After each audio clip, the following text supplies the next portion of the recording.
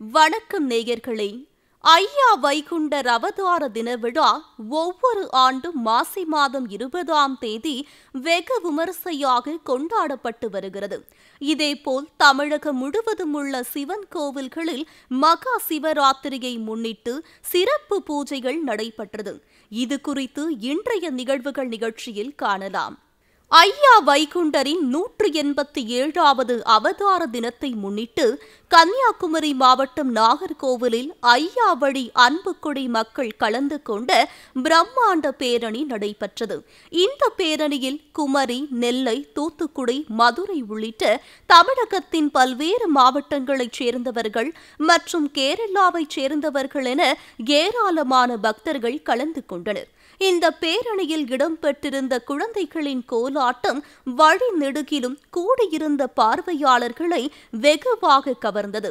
வைகுண்டர் பிறந்த நாளில் சுவாமி தோப்புக்கு நடந்து சென்று ஐயாவை வழிபட்டால் நினைப்பது நிறைவேறும், சகல செல்வங்களும் கிடைக்கும் என்பது தங்களின் நம்பிக்கை என தெரிவித்த பக்தர்கள் சிவராத்திரி தினத்தில் ஐயா வைகுண்டர் அவதார தினம் வருவது கூடுதல் சிறப்பு என்று கூறுகின்றனர்.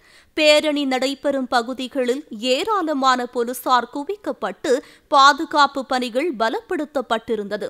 ஐயா வைகுண்டர் அவதார தினத்தை முன்னிட்டு குமரி, நெல்லை மற்றும் தூத்துக்குடி மாவட்டங்களுக்கு இன்று உள்ளூர் விடுமுறை அளிக்கப்பட்டுள்ளது. இந்த அளவுக்கு பக்தர்களின் மனதில் ஆன்மீகவாதியாக விளங்கும் ஐயா வைகுண்டர் 1809ஆம் ஆண்டு சுவாமி தோப்பில் தாமரைக்குளம் என்ற கிராமத்தில் இருந்த வெய்யேலி மற்றும் பொன்னு நாடார் என்பவர்களுக்கு மகனாக பிறந்தார். அவருக்கு பெருமாள் என பெயர் வைத்தனர்.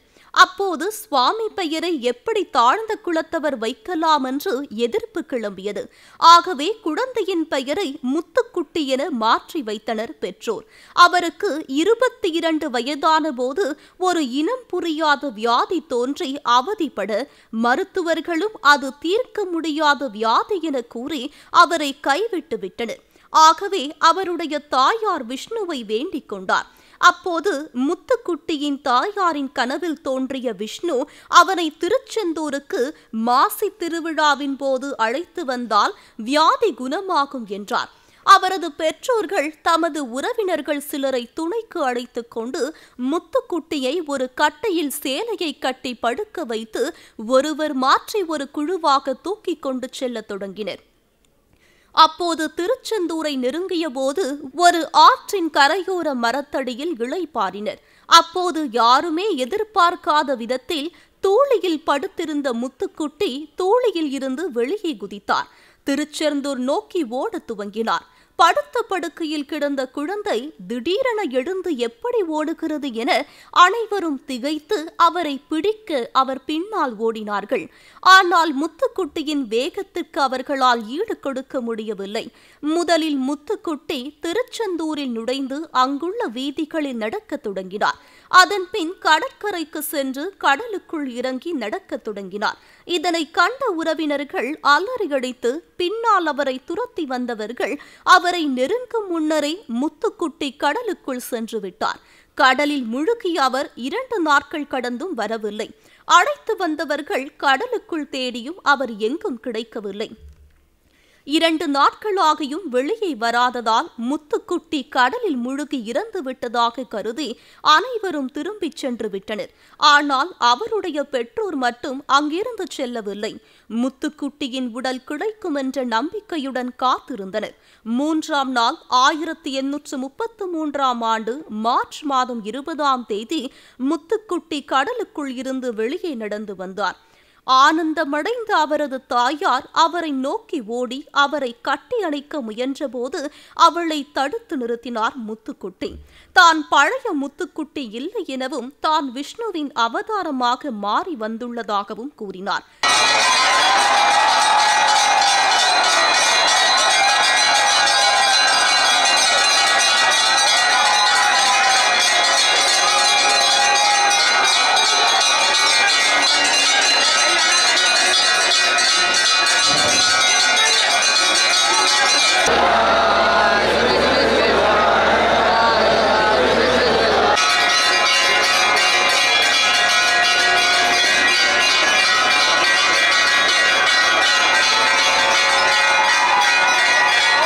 ஐயாவின் 187வது அவதார தின விழாவை இன்று காண பக்தர்களெல்லாம் கூடியிருக்கிறார்கள்.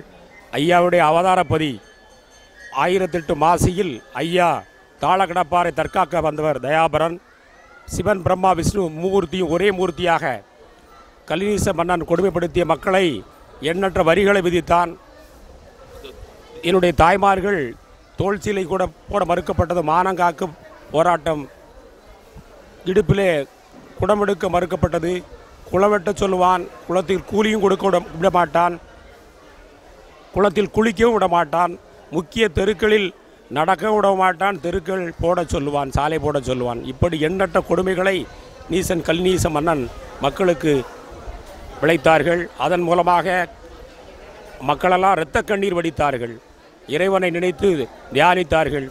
அப்போது அம்மை நான் இருக்க அப்பன் நீனுக்கு அடிப்பானோ கலிநீசன், ஒன்றுக்கும் அலைய வேண்டான் யுகவரதானை, என்றுக்குமே மக்கள் மலை மீது இட்ட தீபம் போல, கன்றுக்கு பால் போலும் கண்ணுக்கு புருவம் போல உங்கள் மீது அரசாள்வேன் என்று சொல்லி ஐயா ஒரே மூர்த்தியாக, சிவன் விஷ்ணு பிரம்மா ஒரே மூர்த்தியாக மகர கருவறையில் இதோ கடற்கரையிலே தான் ஐயா என்ன செய்தார், அவதாரம் எடுத்தார். லட்சுமாதேவிக்கும் நாரணனுக்கும் மகனாக வைகுண்டம், அந்த தருமகுண்டம் இந்த தரணியிலே பிறந்த இடம்தான் இந்த புண்ணிய பூமி. அந்த கடலுக்குள் அவருக்காக விஷ்ணுவும் மகாலட்சுமியும் காத்திருந்தனர் எனவும், முத்துக்குட்டியின் உடலில் இருந்த சம்பூர்ண தேவன் என்ற உயிரை விலக்கிவிட்டு தம்மை விஷ்ணுவின் அவதார குழந்தையாக பிறப்பு எடுக்க வைத்து அனுப்பியுள்ளார் எனவும், தாம் கண்களுக்கு புலப்படாமல் பரவி உள்ள கலியை அழிக்க பிறவி எடுத்துள்ளதாகவும் கூறினார். இந்த அதிசய நிகழ்ச்சி அனைத்து இடங்களிலும் பரவியது. தான் மறுபிறப்பு எடுத்து வந்துள்ள நோக்கம் முழுமை பெற வேண்டுமென்றால் தான் சுவாமி தோப்புக்கு சென்று 6 வருடம் தவம் இருக்க வேண்டும் என கூறிய பின் வைகுண்டர் என பெயர் பெற்று சுவாமி தோப்பிற்கு சென்றார். அவரை தொடர்ந்து மக்களும் செல்ல தொடங்கினர். அப்போது செல்லும் வழி முழுவதும் அவர் சக்தி வெளிப்பட்டது. ஒரு இடத்தில் அவர் மீது கல்லையும் மண்ணையும் தூக்கி எறிந்த முஸ்லிம் மக்கள் வீடுகளில் எங்கிருந்தோ தோன்றிய கருடன்களும் குரங்குகளும் வந்து அந்த வீடுகளில் இருந்த மேல் ஓடுகளை உடைத்தெறிய அந்த முஸ்லிம் மக்கள் வைகுண்டரிடம் வந்து மன்னிப்பு கேட்க கருடன்களும் குரங்குகளும் மறைந்தனர். வழியில் தம்முடன் வந்தவர்கள் தாகமடங்க பதநீர் விற்பவனிடம் பதநீர் கேட்க அனைவருக்கும் பதநீர் கிடைக்காது, குறைவாகவே உள்ளது என்று கூறினார். ஆனால் வைகுண்டர் அதை வாங்கி முதலில் குடித்த பின் மற்றவர்களை குடிக்குமாறு கூறினார். அவர்களும் தாகம் தீர பதநீரை குடிக்க குடிக்க பதநீர் குறையவே இல்லை. அனைவரும் வயிறு வீங்க குடித்த பின்னரும் பதநீர் மீதம் இருந்தது. அனைவரும் வியந்தனர். இன்னொரு இடத்தில் வைகுண்டர் தமது கால்களை அலம்பிக் கொள்ள அந்த இடத்துக்கு சொந்தக்காரன் அங்கு வந்து அவரை திட்ட அடுத்த சில வினாடிகளில் அனைவரின் எதிரிலும் அவனுக்கு கடுமையான வயிற்றுப்போக்கு ஏற்பட்டு துடிதுடித்தார். அவன் வைகுண்டரிடம் தான் நடந்து கொண்ட ஈன செயலுக்கு வருத்தம் தெரிவித்து மன்னிப்பு கேட்க அவரும் அவனை மன்னித்து அவனது வயிற்று வலியை அங்கேயே குணப்படுத்தினார். இப்படியாக வழிநெடுகிலும் பல மகிமைகளை காட்டியபடியும் பலரது நோய்களை குணப்படுத்தி கொண்டும் சென்றவர் சுவாமி தோப்பை அடைந்து அங்கு தங்கினார்.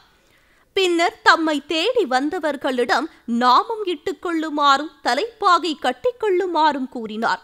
அவர் மகிமையை கண்டு பலரும் அவரிடம் வந்தனர். அவருடைய புகழ் பெருகிக் கொண்டே போக அதனால் ஆத்திரமடைந்த சாதி வெறியினர் அவரை பற்றி இல்லாததையும் பொல்லாததையும் திருவாங்கூர் மன்னரிடம் சென்று கூறினார்கள்.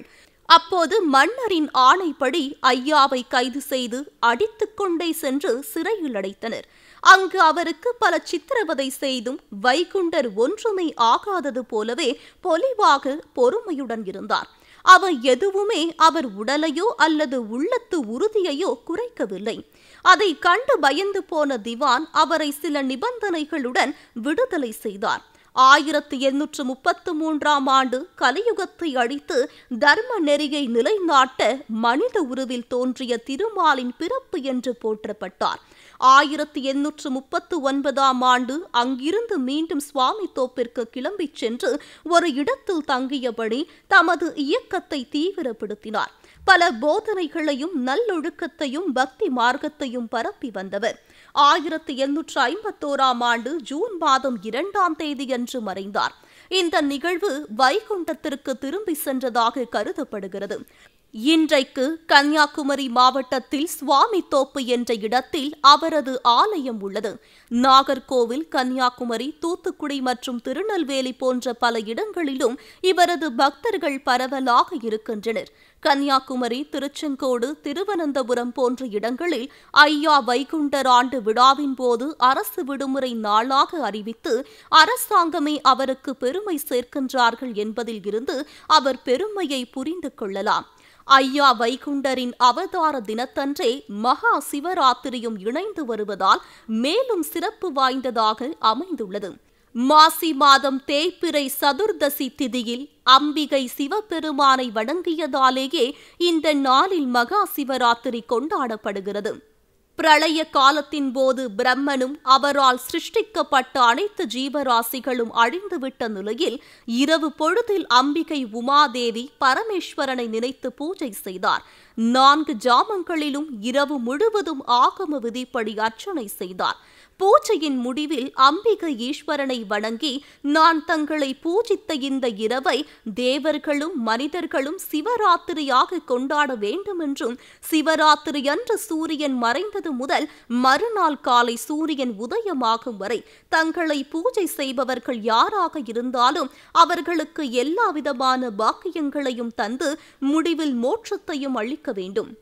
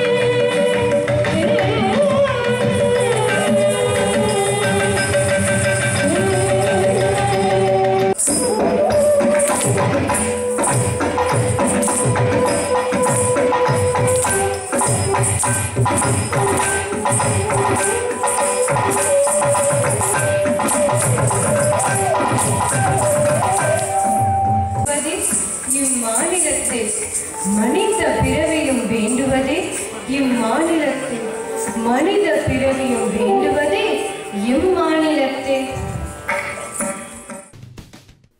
அருள் புரியுங்கள் என்று அம்பிகை உமாதேவி வேண்டிக் கொண்டதாகவும் வரலாறு கூறுகின்றன.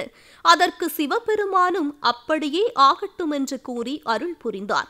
அந்த இரவே சிவராத்திரி என்று வழங்கப்பட்டு அனைவராலும் கொண்டாடப்படுகிறது. பகல் பொழுது பரமேஸ்வரனுக்கும் இரவு பொழுது அம்பிகையான உமாதேவிக்கும் உரியது என்ற போதும் அம்பாளின் வேண்டுதலின்படி சிவனையே பூஜை செய்ததால் அது சிவனுக்கே உரியதாயிற்று. இதனால் மக்கள் இரவு முழுவதும் சிவன் கோவில்களில் கண்விழித்து வேண்டிக் கொண்டால் நினைத்த காரியம் நிறைவேறும் என்பது ஐதீகம். இதனால் இந்தியா முழுவதும் உள்ள சிவாலயங்களில் சிறப்பு பூஜை மற்றும் இரவு முழுவதும் 4 யாக ஜாம பூஜைகள் நடைபெறும். மகா சிவராத்திரி நாளில் தஞ்சை மாவட்டம் பாபநாசத்தில் உள்ள 108 சிவலிங்கம் கொண்ட சிவாலயத்திற்கு வந்து தரிசனம் செய்தால் பாவம் விலகி நன்மைகள் நடக்கும் என்று சிவபுராணம் கூறுகின்றன.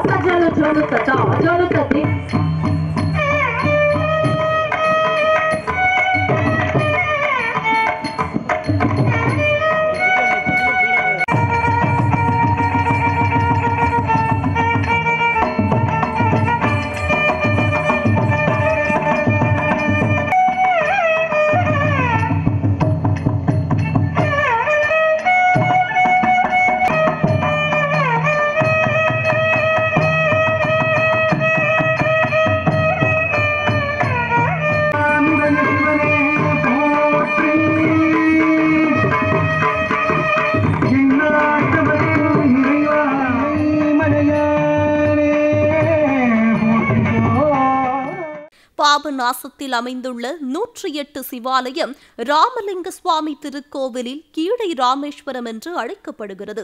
108 சிவலிங்கங்கள் ஒரே இடத்தில் பிரம்மாண்டமாக பிரதிஷ்டை செய்யப்பட்டிருப்பதால் இத்தலம் சிறப்பு பெற்று விளங்குகிறது. மூலவர் ராமலிங்க சுவாமி 106 சிவலிங்கங்கள் பக்தி பரவசமூட்டும் வகையில் 3 வரிசைகளில் அமைக்கப்பட்டுள்ளன. 2 வரிசைகளில் 35 லிங்கங்களும் 3வது வரிசையில் 36 லிங்கங்களும் இருக்கின்றன. ஆக மொத்தம் 106 லிங்கங்கள் உள்ளன. காசியில் இருந்து அனுமன் எடுத்து வந்த லிங்கம் ஹனுமந்த் லிங்கம் என்று அழைக்கப்படுகிறது. இது 107வது லிங்கம். நிறைவாக 108வது லிங்கம் கருவறையின் மூலவர் ராமலிங்கேஸ்வரர் ஆவார். இக்கோவில் ராமலிங்கேஸ்வரர் கோவில் என்று சொல்லப்பட்டாலும் 108 சிவாலயம் என்றே எல்லோராலும் அழைக்கப்படுகிறது. மகா சிவராத்திரியில் இக்கோவிலுக்கு சென்று வழிபாடு பூஜைகள் செய்தால் நன்மை கிடைக்கும் என்பதை பாபநாசம் என்ற ஊர் பெயரை வைத்தே நம்மால் உணர முடியும்.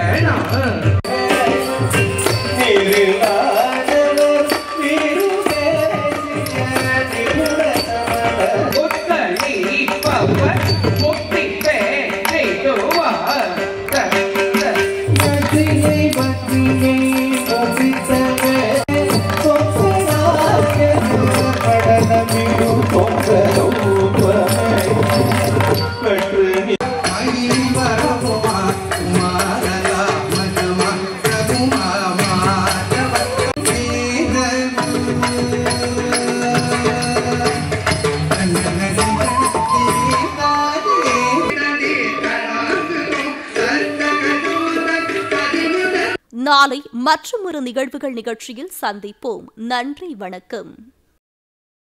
நிகழ்வுகள் குறித்தான உங்கள் கருத்துக்களை அனுப்ப வேண்டிய முகவரி நிகழ்வுகள், கேப்டன் டிவி, தபால் பெட்டி எண் 5, வானகரம், சென்னை 95.